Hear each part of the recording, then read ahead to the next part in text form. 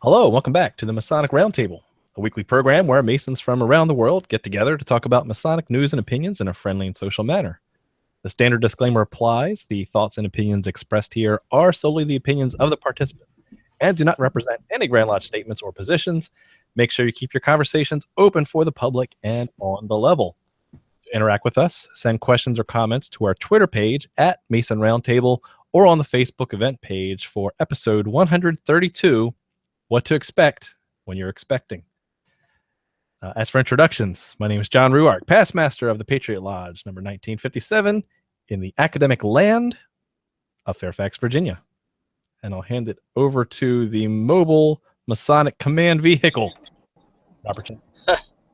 Hey guys, Robert Johnson here, coming to you from the Mobile Masonic Command. I'm a past master at Waukegan Lodge number 78 in Waukegan, Illinois, and a current secretary there. And back to you, John. Thank you, Secretary Robert. Nick Johnson. Hello, my name is Nick Johnson, and for this episode, I'm very excited to ask the question from What to Expect. Cocaine and other drug use. I did some cocaine a week before I found out I was pregnant. Now I'm worried about what that could have done to my baby. Find out after our introductions. Well played, sir. Well played. Yes, for those listening on the audio portion, he actually has a copy of the book, What to Expect When You're Expecting. There it is. Beautiful. It's like you're right on the cover. Juan Sepulveda, introduce yourself, please. Don't we all have a copy of that book? For real. Officially now. Officially. Hello, everybody. Juan Sepulveda from Orange Blossom Lodge number 80 in Kissimmee, Florida, and the host of the Winding Stairs Freemasonry podcast. Thank you. And the last official, soon-to-be father, Jason Richards. Hey everybody, Jason Richards here, Senior Warden of Acacia Lodge number 16 in good old Clifton, Virginia, and I do not own a copy of that book. You're going to have like 20 copies mailed to you sometime this week. Yeah, right. You can send your copy of What to Expect While You're Expecting to Jason and Carrie Richards. Okay, moving on. Let's go right into... That's not my wife's last name. Okay, I'm not going to give your wife's last name out on the air. Moving on, for those who have been following us on Facebook, we did drop a big bomb that we've been promised for a while. There were some IT issues, but finally, on September 1st, it came at last. No, it's not a baby, but it's almost as good. It's our interview with Elena Lamas, Director of Public Relations for Phoenix Freemasonry, up on freemasoninformation.com. We were delighted to be treated with an interview. Very much, I think we kind of discussed it was almost like a Rolling Stones article kind of interview. Very well researched, very nice, very cordial, and covered a good ground of information that some of the diehard fans may have known, and some of you, we actually talked about some things that you had not heard before. So, guys, what did you think about the process of going through this interview? It was insightful. We're always looking out and trying to find information about other people and other practices and rituals. And like here, we kind of stopped and started thinking about ourselves. Like, oh, let me see, how do I feel about this, or like what really has been my journey, and putting that into words it has been a very cool experience. And to hear, read what all of you had to write about it. That was very interesting as well. Even though I know you guys, it was cool to read it. Yeah, what struck me as interesting is just the amount of research that Elena did before she even asked us the questions. She spent close to a month just doing research on the show, on each of us, and the other various Masonic projects that we're involved with. And she folded all of those into her questions, and just, it made for a really, really great interview experience. It was a lot of fun. And we're going to have Sister Elena Llamas on the show here in another couple of weeks to talk about Le Droit Humain, the other side of co-masonry. So that's going to be a really fun show here in a couple weeks. Very cool. So stay tuned to that. Normally wouldn't be in the self-promoting, shameless, that's it, shameless plugs. However, it was well written, so we have to give a shout out for her and doing her research. Next Masonic news item is, again, just as a reminder for those in the Mid-Atlantic area, the Patriot Lodge, one of my lodges, is not my mother lodge, but one of my lodges is having a co-sponsored Mid-Atlantic Convocation of Academic Lodges with the Colonial Lodge number 1821 out of DC. So we'll be meeting at the House of the Temple and having a good time talking about all things Academic Lodge. If you want to come, please go to academiclodge.org and hit the registration link. There is a fee to cover speaker fees and some meals, but it's a good time. It's actually really good value. We've crunched the numbers, and you're getting a lot for that price. Check it out. It's the date will be October 1st, so make sure you go ahead in the next week or two and register so we can get a head count. The last article that we want to cover on Chris Hodap's blog is more continuation of our friends down in the Grand Lodge of Arkansas. Now, one thing I want to preface this article about, on September 3rd, Chris Hodap came out with another blog post called More Antics Out of Arkansas. And reading through the article, he makes some, dare I say, accusations. None of this is really backed up by any document or any data. He goes on a diatribe about how it really comes down to a PHA recognition, or Prince Hall affiliated recognition issue. And so because it's really not well documented, I don't want to go into much detail there.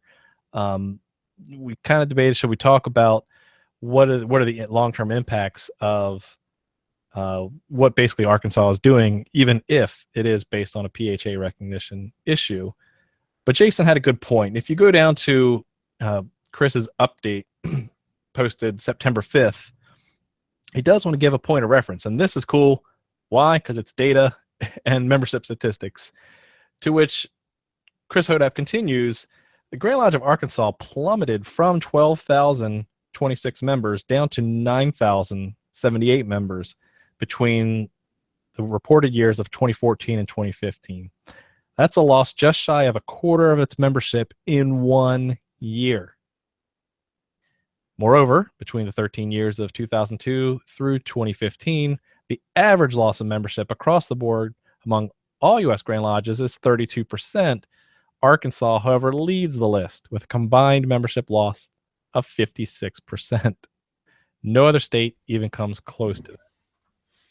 The good news is that through the process of self-selection, the Grand Lodge of Arkansas won't have a constituency very much longer. At the rate they're going, yeah, it's kind of amazing. So, I mean, yeah, they have about 9,000 members as of the 2015 statistics. Certainly not the lowest. I mean, you'd expect very large states like Alaska or very remote states like Hawaii to have some lower numbers, but still not good in the grand scheme of things. And again, as Chris points out, if you look at this thing over time, there's a faster rate of change than the average. And so we have to really examine what are the root causes of that.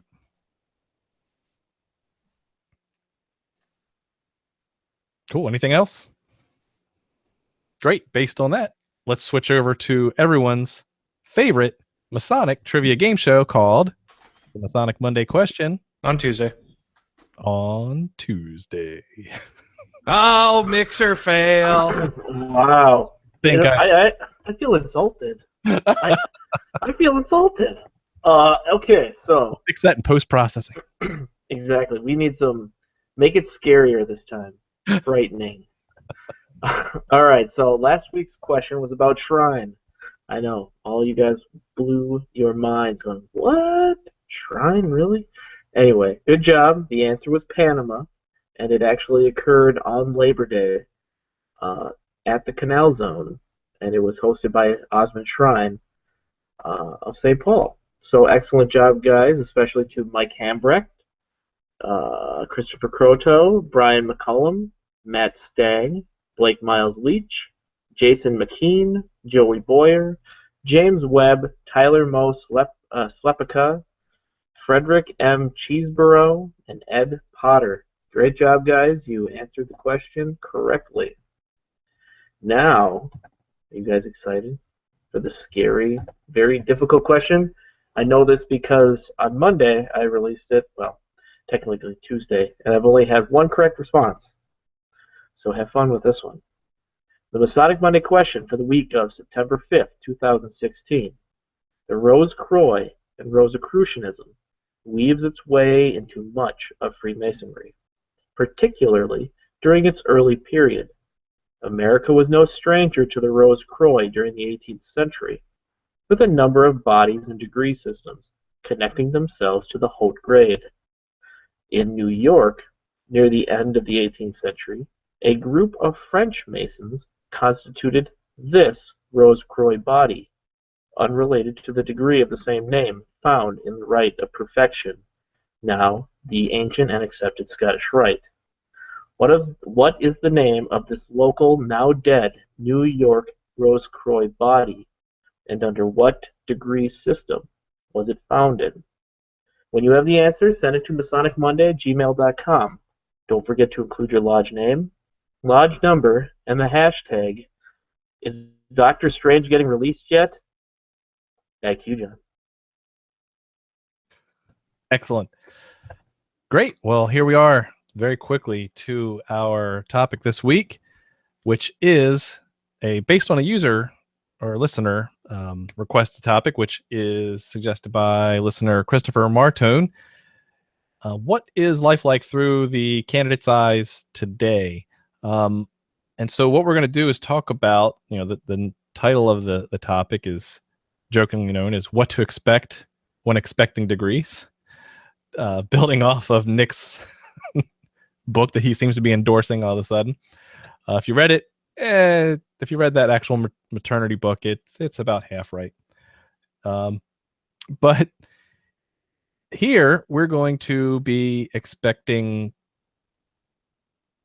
we're talking about the time frame from after getting balloted upon. So you've been successfully approved by your lodge to start the process, to be initiated into our great fraternity. But that doesn't happen overnight. So once you get balloted, once you know that you've taken that big breath, a deep sigh, the weight is lifted, I've been accepted by my peers, now I have to wait of what's coming for me. And we've all been there. And so what we'll do is share some of our tips and tricks of what to expect as we're getting ready to go to the start of the initiatic experience. While some of our experience continues on with expecting other degrees, so this episode I think can be targeted more towards those guys who are first timers, who are new to Freemasonry, that are about to receive their entered apprentice degree. This is for you to sit back, take some good advice, and go for the ride. With that, what we'll do is just kind of jump in at any time and start talking about some of the tips and tricks that we have to cover what to expect. And so I'll start off with kind of one of my enlightening things that I experienced as I was going through the degrees was it's going to take a long time.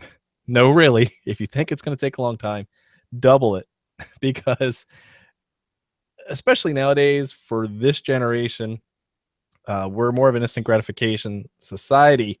And so when, things have to lay over for a whole month just so they can be discussed, when it takes time to gather a cast of people to come and put on this degree for you, it doesn't happen overnight.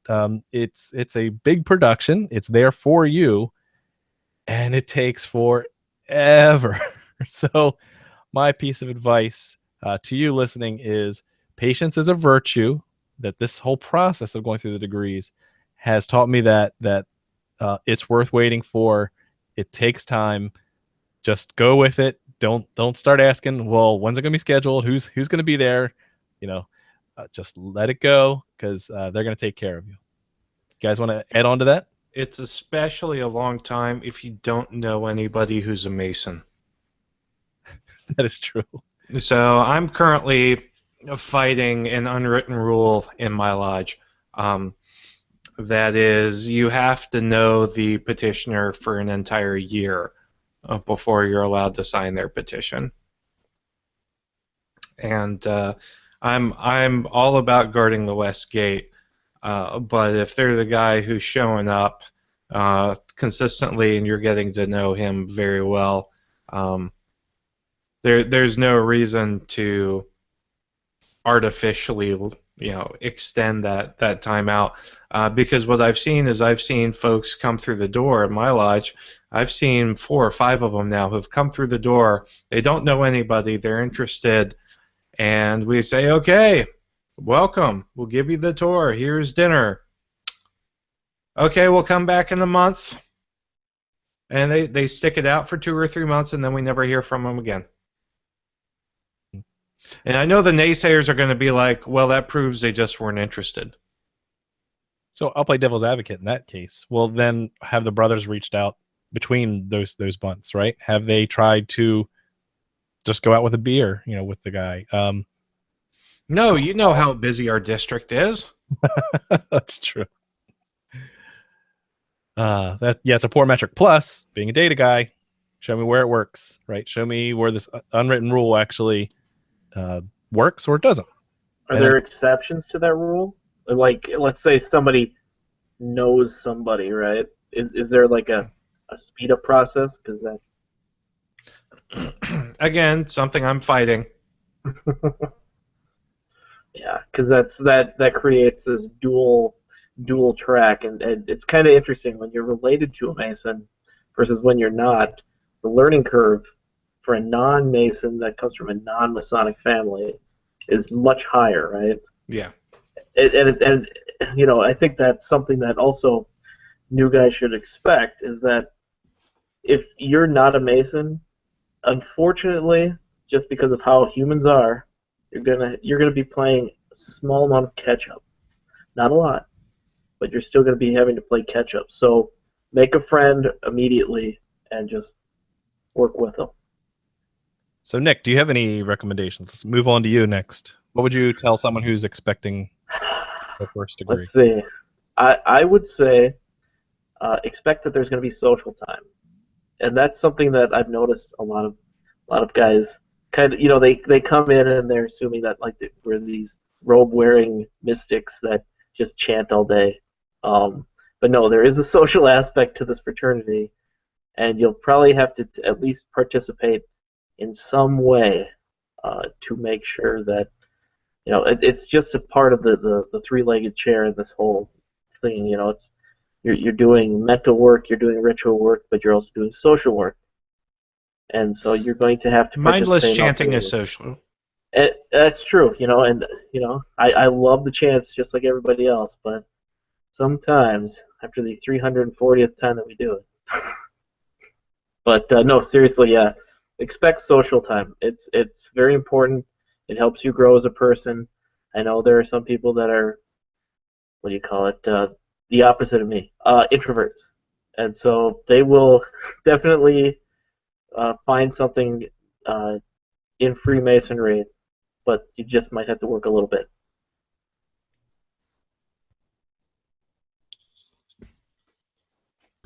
So I've got one for you, John, since you're muted and your mic isn't working. Good. My microphone is working beautifully while it's muted. Jason, go ahead. So, if you have any old injuries, you can't sit in certain positions, you can't walk very well, you've got, a herniated disc or something like that, let your brethren know. Degrees are not necessarily strenuous. However, may or may not have had a candidate pass out right on me in one. So just one of those things, if you're nervous, if you've got an old injury that makes it difficult for you to move around, make sure your brethren know so that they can accommodate. I've said this before on the show. When I took my entered apprentice degree, I don't remember most of it because I had a herniated disc and I was on Vicodin for the pain. So I told them beforehand, and they made sure they took precautions with me to make sure that I had a somewhat memorable but much more enjoyable experience.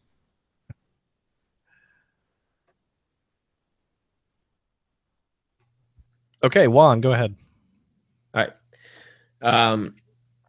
You mentioned that if you don't have any friends who are Masons, well, you are in luck if you don't, because you have us. While you're patiently waiting, we have a backlog of 134 episodes. Yes, to include the 2 half ones. Yeah.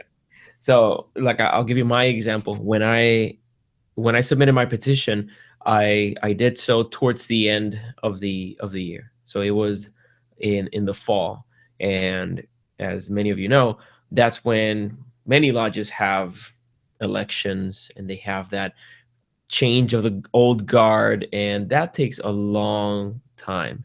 And their focus is on trying to make this transition as smooth as possible.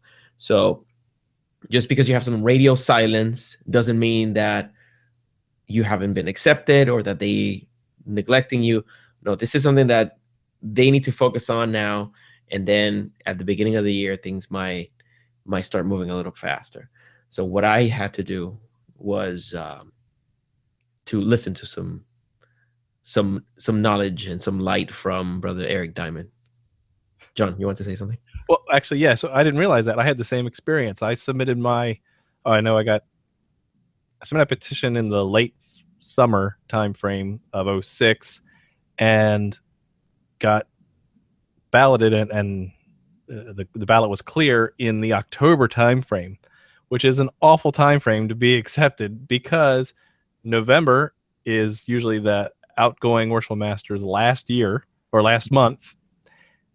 And then it's Thanksgiving, and then December is really basically the only business they do in December is elect and install the new guy. Yeah. So don't count on anything being done in December. So fortunately, I started my entered apprentice degree that following January of 2007. So very similar experience, and I did not have that luxury of finding Ex Oriente early enough. But I will add, which is a good segue into my next one. I know I'm jumping the gun, but it's a good transition. Don't read too much, right? In fact, if you know that you've already been accepted, then just put the book down, right? If this podcast is great because we all know that we're not going to cover anything that's going to spoil the experience for you.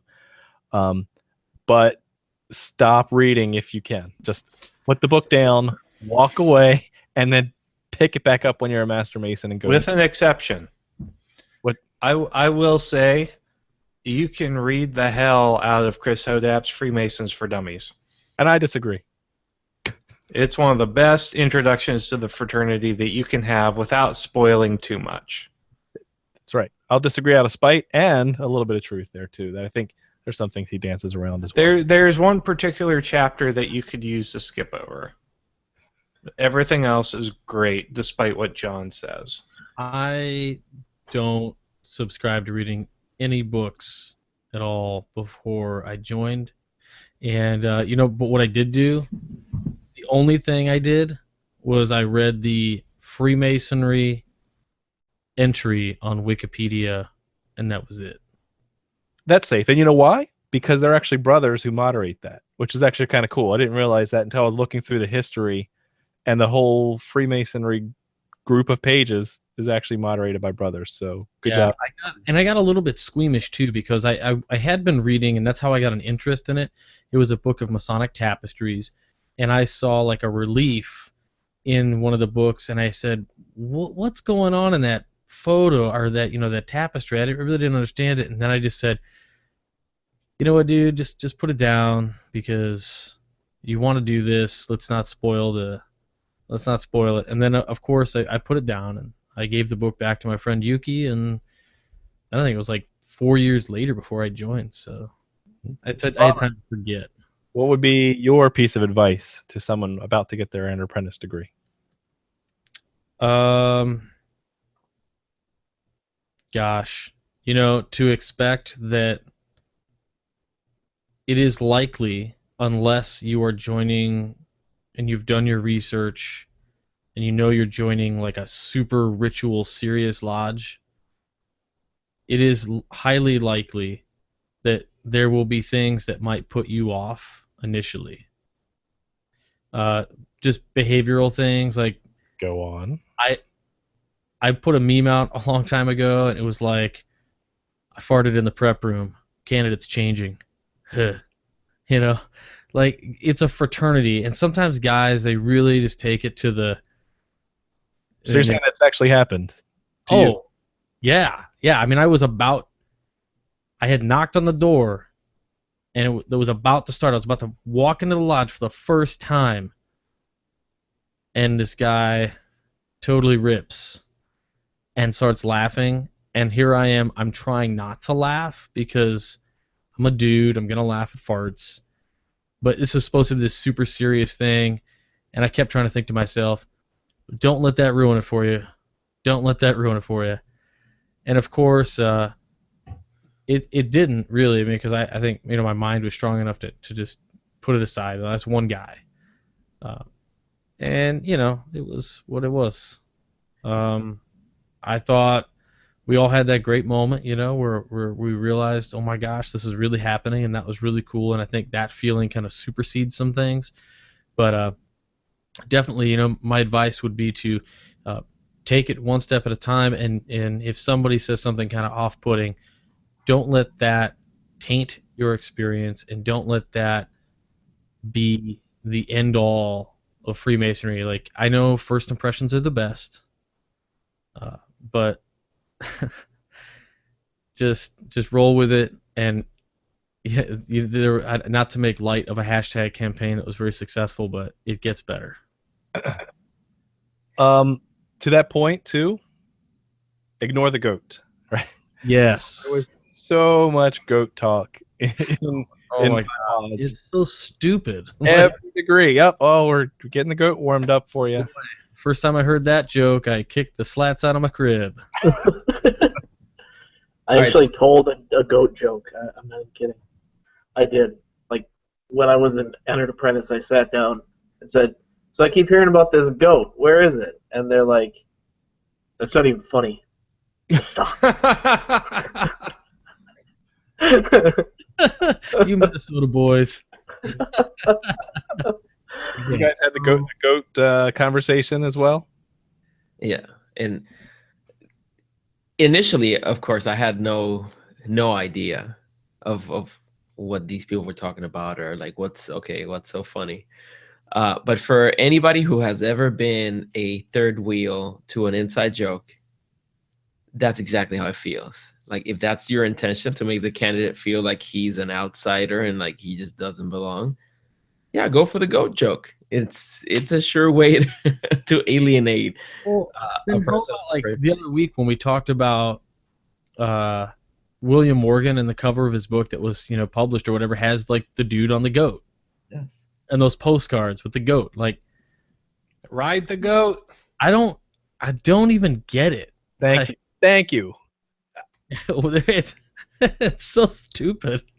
So, guys, I mean, if you're hearing the stupid goat jokes, just, I mean, maybe go along with it if there's some, old timers are giving you the business, but, just, I want to know the one candidate who goes, seriously, no, there's no goat, just shut it. We have special shoes that we make the goat wear, to keep it from kicking the candidate. Uh-huh. Yeah, I like to talk about the shoes. That's my advice. Don't let bad first impressions ruin the whole thing. Good. You know, I should say one. Oh, you got something for me? Uh-oh. Yes, there it is. There's Juan's bringing up a meme. Finally, this is one of my favorite though. For the people listening, it's a picture of a smug goat saying, "So you're telling me that you are getting more Masonic education online than in lodge?" This meme, it has made the rounds around the internet, and inevitably there are a couple of brothers that get offended when they see the goat. But it's true. What can I say? Here's one thing you should expect. Are you uncomfortable with hearing Bible stuff? Because if you are, you're going to hear it a lot. Just Old Testament. Just Old Testament. You don't have to worry about, as a certain person on this panel calls him, Diamond J, making an appearance. So he's not going to be there. But I call him that. It's between us. He thinks it's hilarious. True. Sheeple also loves it. He says he's the opposite of Baphomet. So remember, RJ, Jesus loves you. Everyone else thinks you're a jerk. But seriously, if you are uncomfortable, just remember it's just stuff. It's stuff to get you from A to B. This is trying to get you to be a better person, not to make you a Bible thumping, you know what. Of course, there are some Masons out there that get that confused, and you can remind them of that fact. But just expect there's going to be some Bible stuff. So. I like the way you put it. There's going to be some Bible stuff. Well, and when you look at it, the degrees are very much allegorical, and they're meant to be interpreted as ways for you to improve your life, and having biblical symbolism and biblical passages in there, it can be treated by even the non-Christian as another way to allegorically apply, self-betterment to your life. Totally agree. Circle gets the square. Boom. Square the circle. What? Oh, come on, that was a game show reference. I know, and I just took it esoteric. I'm sorry. Oh, that was good. That was good, though. Nerd joke. Sorry. Moving along. Who's got another one? Jason, you've been quiet. Well, not really, but you haven't had one in a while. What? Oh, let's see. As you were preparing for your first degree, soak it all in. Don't worry about how much you're going to remember. Trust me, in most jurisdictions, unless you're in a one-day conferral, in which case we're sorry, bro,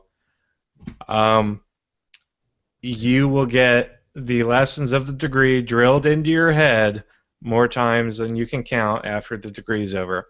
So just be full on receive mode, take it all in, absorb it, and don't worry so much about trying to remember, every little thing that's happening in the room. Good advice. I'll build on that and say, use all your senses. That be fully aware. Especially touch with the goat. You ruined it. Just get out of here. That didn't take long to totally negate everything we just said. But yeah, go with the flow. But consider what you're hearing. Considering how you get moved around. There's a lot more to it than just what meets the eye. True, and there's a lot of candidates' misconception of what goes on in a lodge, and to an extent, there is learning that happens, and in most places, that learning is nothing more than the reiteration of the degrees. Unless you join a lodge who periodically has speakers, who talk about other things and do some great, outside work. Like if you join an education lodge, or perhaps you're a member of a really formal lodge, whether it's TO or otherwise.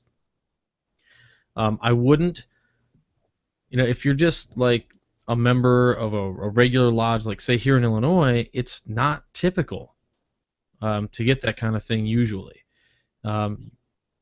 What you can expect is you get that degree, and it's not like when you think, if you're thinking you're going to open a lodge of Masons and you all go in there and you start talking about philosophy.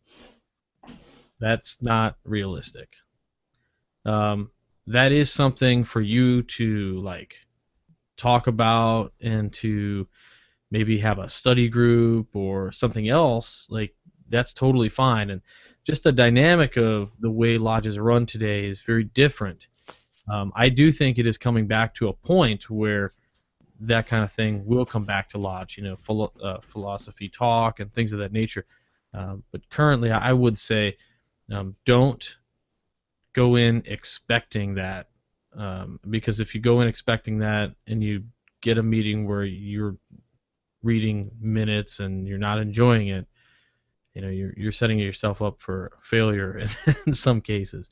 Not to say it's all bad, but I mean there's a time for education and there's a time for business meetings, and so don't judge the fraternity on a business meeting, I should say. And I would like to add to that. Once you've heard this advice, realize some of it is on you. You go in there and you'll have an experience based on what's already available to you, but don't conform to that. Don't settle for that. If there is something else you're expecting of the fraternity, if it is part of Masonry, then ask for it. If you're good at giving presentations, or you have any kind of talent that can help you illustrate or share some Masonic education, put that to work and tailor the experience to you as much as you can. Don't just sit back and wait for things to happen or get better with time, because things don't get better by themselves. It takes somebody to take charge and make the experience better. Right. And Juan, you got a great series right now going on the Winding Stairs, talking about active membership and things of that nature. If you're a candidate out there who you get through the degrees and you're like, oh, I wish you would do this, don't walk away.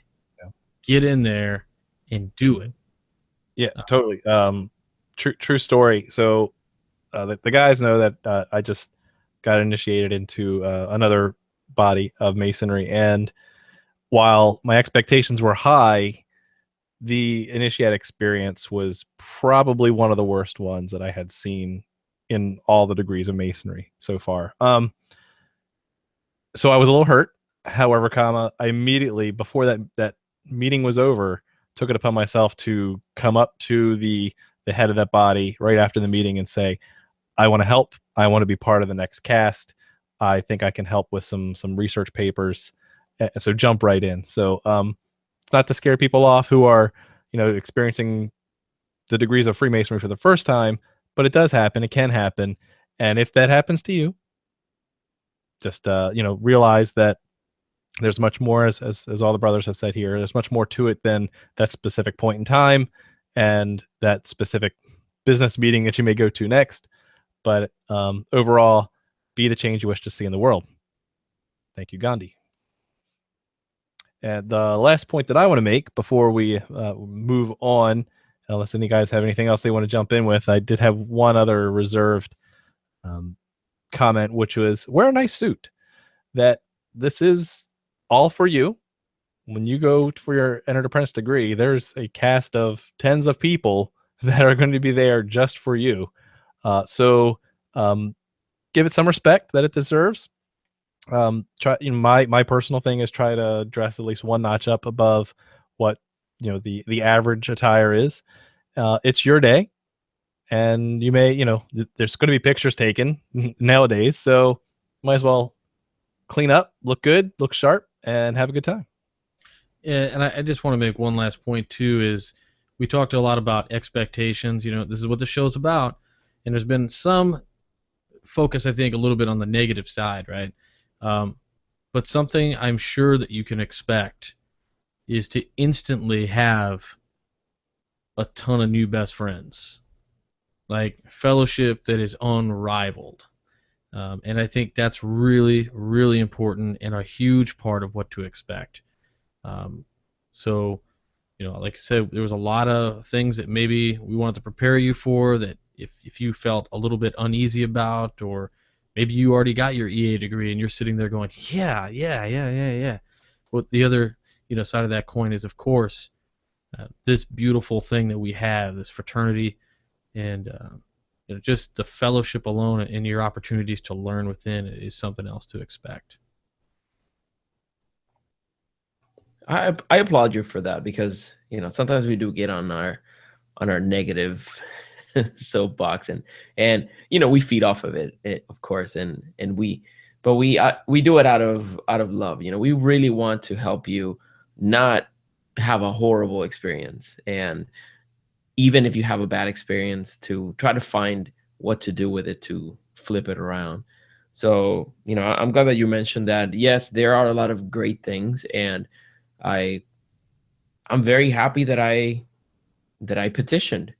And yeah, it was scary waiting to hear back all those months, not knowing. And finally, I had that saving tweet that brought me to light. So, but it's a matter of patience. And once you're in, try to find all the good things that you can, and cling on to them. And if you can make them better, by all means. Great. Let's head over to social media and see what they're saying over there. Jason.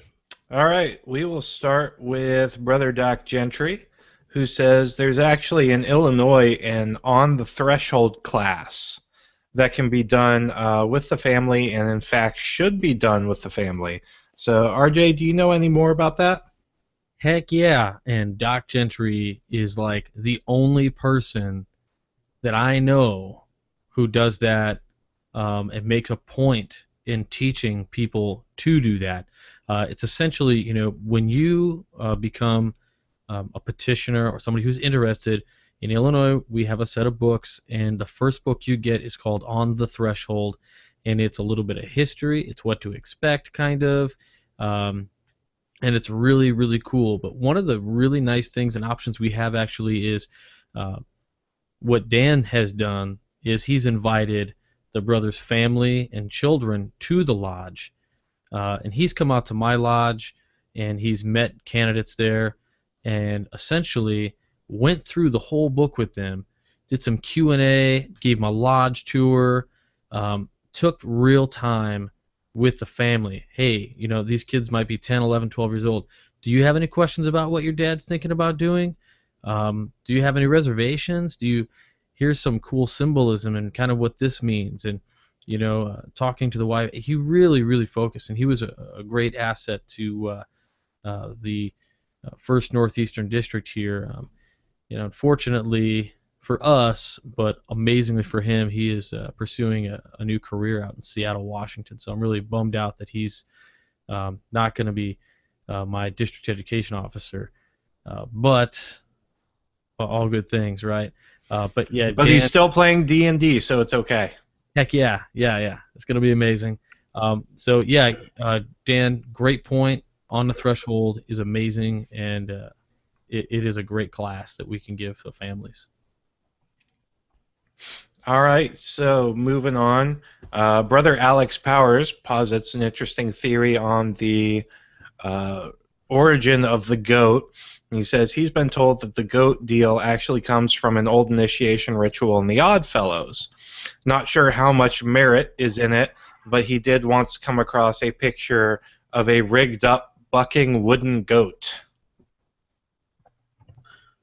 Right. So there have been fraternal wooden goats, and actually I found a screenshot of that. Here's a looks like a sales pitch. Actually, you can get a goat with rubber tires for only $82. It's called the Fuzzy Wonder. That's amazing. The Fuzzy Wonder. And technically, that's a ram, not a goat. Okay. And buying one for my lunch. So here's a couple screenshots of what some of those used to look like. They did exist. What part of ritual was that even in? Is that like a Shriner thing? It's I actually know the answer, but Uh-oh. it's kind of long-winded. So What's I'll the send you guys the paper, and all the audience can just sit there in massive wonder, going, "Please, please tell me." I can't. Send it to, if we send it to Brother Mike Hambrecht, he updates the website for us, and he's doing a fantastic job at it. So send it to Mike, and he will add it to the show notes. Yes. I so- will ask the author if it's okay at this point. Okay. If it's okay with the author. Just going with the theme of this episode, no, this will not happen to you. I promise. What's with the dude dressed in prison attire? I don't. He could be wearing a clown suit for all I Oh know. no, I get it. I get it. Remember, this is a PG show. Anyway, let's get off the goat, shall we? Brother Mike Hambrecht says that one of my brothers asked me if I was afraid of snakes while I was in the prep room. I told him, no, but I am deathly afraid of goats, and he just about fell over. Nice. So that's absolutely amazing. So we've got a couple of great comments.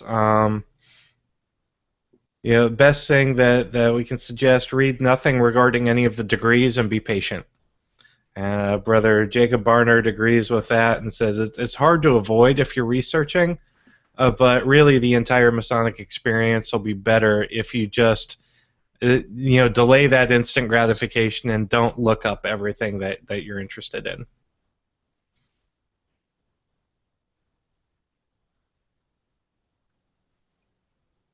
And that is about it as far as social media is concerned, John. Sweet. Good show, guys. Let's start wrapping it up. Juan, take us home.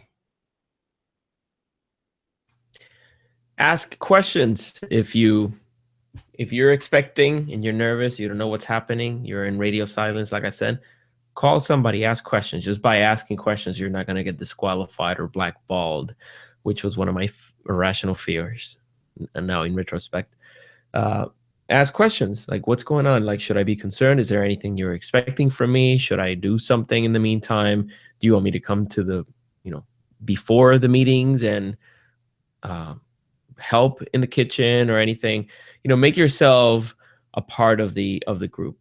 Like Robert said, there's great fellowship that is unmatched once you become a part of the fraternity.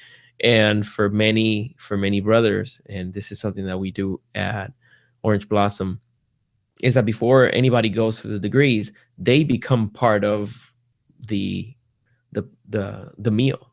Like, these are brothers that we see. I mean, they're candidates that we see for months before they are given a petition. So make yourself a part of the group. But that's it for me tonight. I thank everybody for listening and for participating. I should have another episode of The Winding Stairs, and I don't want to overpromise and underdeliver. I'm going to say next week on Wednesday it should be published. And this is going to be the unedited full interview with Brother Chris Hodap. And you want to hear that. There's a lot of very interesting stuff that he shared with me regarding one-day classes. So if you're a fan of or hate one-day classes, thewindingstairs.com is your place. Have a good night, brothers. Thank you, Juan. Nick Johnson.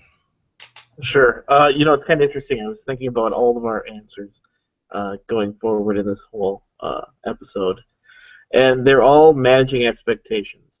And if you notice, that's the biggest thing with this expecting what to expect, is that your expectations coming in are going to be incredibly high, and it's because it's a product unseen. You don't actually know what's going to happen. I mean, you can cheat. You could, but you won't, because we said not to. And that's kind of the thing, is that you're at a disadvantage information-wise. So I would just manage your expectations. Don't try to overthink what you're experiencing at that point. Just experience it, and you'll get there. So trust me, you will enjoy it. Hopefully, you will get something out of it that first time. But really, it's a path. You have to keep walking down the path to really understand what you're seeing. It's not just once, it's every single time you see it. I've seen degree work probably in the hundreds of times now, participated in probably, I don't know, almost 100 degrees at least. So, and I'm still getting stuff out of it. So just keep attending lodge, keep watching, keep picking up. And that first initial step, don't expect too much. Just be there. Just be there. And that's it. Thank you, Nick. Robert Johnson. You should expect hot dogs that are boiled. And you should expect pizza at stated meetings, unless you got a great cook like Jason Richards who comes to your lodge or something like that. No, I'm just kidding. Don't expect those Dude, things. I can bring Costco pizza with the best of them. Well, then you're awesome because those take and bakes are sweet. But in all They seriousness, bake them for me. you know, the whole series of degrees, they just get better and better. They build on each other. Your expectation, you know, I see where Nick's coming from, and he's got a great message. At the same time, I look at what John and I were talking about earlier, and that's being a change. And in all truthfulness, I almost feel like I really don't want to make an excuse either to say, don't have any expectation, because to me, I'm just a human being, right? And I automatically go to the negative side. And someone says, don't have an expectation. I think, great. I should have no expectation because it's going to be that horrible. And for whatever reason that's in my head, don't be that way because it's actually not that way. Don't have an expectation just because it's one of these things where you can read it all day long and you might spoil some things for yourself even if you read it all, but it's still different to go through it. And you'll hear that same sentiment from writers, Masonic and alike, all over the planet in all ages. They all said the same thing. Read all you want, it doesn't mean anything until you go through it. It's just different. It's an experience, and that's what counts. So definitely just echoing the same sentiments as both John earlier and Nick's just previous sentiments. They're just good. So that's all I got. If you like Masonic podcast, check out Whence Came You on Sunday nights at 9:30. I have no idea what I'm talking about week to week. I have no plan. So just give it a listen. We'll have fun. Thanks, guys. Cool. Thank you, Robert. Keep up the good work. Jason Richards. All right, what to expect when you're expecting degrees. Expect to wait a lot longer than you want to. That's just the way it goes. But the flip side of that coin is, generally speaking, if you wait, you're going to have a better experience. One, it won't be the fire hose of one-day conferral where you really won't remember anything. It's just too much information for you to really absorb it all. If you wait and space it out, you have a chance to actually internalize and inculcate the lessons of each degree. And the lessons of each degree actually grow upon each other, like a fungus, really, like a stair step. It's really, each degree, expands your realm of responsibility as a good man and a Freemason. And if you don't master the lessons of the degree preceding, then you're just going to miss more stuff in the degree that follows it. So enjoy the journey. You're going to have a lot of waiting. You're going to have a lot of mindless repetition. But hopefully you have a mentor like I did who explained the ritual as you're going through it. So seek out a mentorship. If you don't have one, seek one out from the lodge, and enjoy the journey. That's all I can say. Thank you, Jason. To end on a positive note, look, you're about to go through the same exact or very similar process that George Washington went through, Voltaire, Ben Franklin, and they're going to hear a lot of the same words that you heard. So you're there in that moment. You are going to be part of this great fraternity. So if you have any hesitations at all, realize that these great men also went through the same process.